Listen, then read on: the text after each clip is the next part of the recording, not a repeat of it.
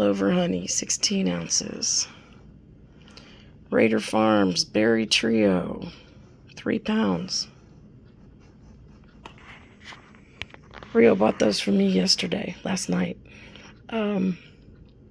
We had agreed that if I wanted something sweet, it was better to eat berries and honey because they're whole and, or, they're real foods, than to eat 2 pounds of sugar, which before I started working with my coach, I 3 nights in a row ate 3 different 2-pound bags of sugar. Today I made plans with a friend, a girlfriend. We went to lunch. We had an amazing time. Heartfelt, heart to heart, just laughed, had a great time. I stayed on plan for what I planned before I went. That's exactly what I ordered and ate at the restaurant. No problems. I was really enjoying the day. And then I get home and I remember I have the berries and the honey, and I thought, I'll measure them out. I even took pictures. I'll have 1 cup of berries and I'll have 1 tablespoon of honey, and I'll watch a YouTube video and everything will be fine. Then I'll get up and clean the house.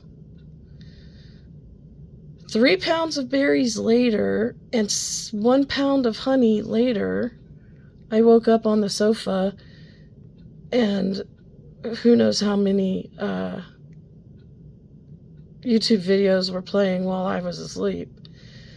I ate whole organic foods until I passed out. For no reason. I wanted a sweet dessert, and I couldn't get a piece of cake or a sopapilla at the restaurant because that wasn't part of my plan.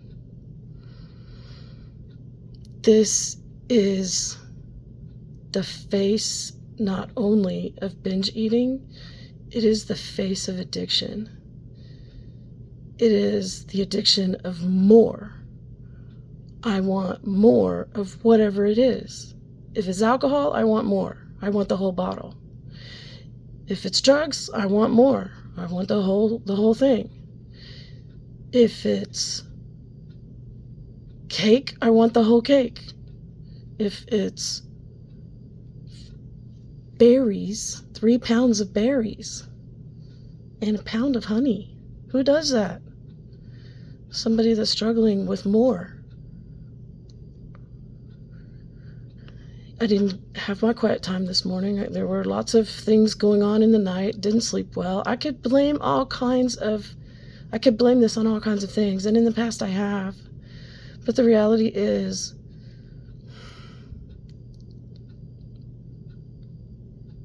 this is where I'm at. Brain injury, several brain injuries tapped on top of each other could have damaged the part of my brain that deals with satiety. Sure. Damaged the hormones the gland that makes the hormones that manage metabolism. Sure, absolutely. None of that helps me, though. It's not like I'm going to get some kind of weird gland transplant. I'm not going to get, any kind of thing that's going to fix my brain at this point. It doesn't exist. So I have to deal with what does exist. And what does exist is I ate 3 pounds of berries and 16 ounces of honey in approximately 2 hours. And shot my blood sugar up so high I knocked myself out.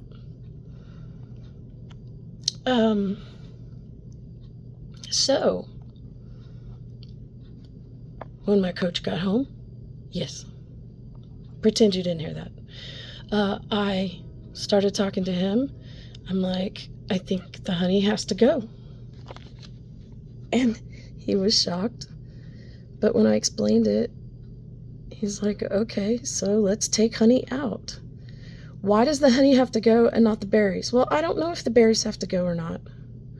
But I guarantee you the honey does, because the honey is glucose, and glucose triggers insulin, and it triggers in the brain, it lands in the same receptors that cocaine and cannabinoids land in.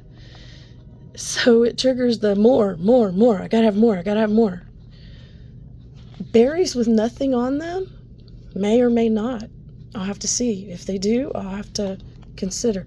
Berries have never been part of my diet. Fruit in general has not been in the last 5 years. So we'll see. But that's the decision I'm making right now, is honey cannot be a part of my world. It's like the same way alcohol cannot be a part of my world. Honey cannot be a part of my world. I know that sugar cannot be, processed sugar can't. And, guys, if you don't struggle with a metabolic disorder or an eating disorder, what I'm describing may may be blowing your mind and saying it's not healthy to cut things out of your diet. Well, would you say that it's not healthy for an alcoholic to cut alcohol out of their life? Because if they continue drinking, they might drink themselves right off a bridge or into another car or into a telephone pole. Our society doesn't accept this about food right now, and that makes it even harder. So thanks for watching this. This is what it looks like to be accountable for me, and it's a positive. It's a difficult but positive step. So I hope y'all have a good evening, and I'll talk to you tomorrow.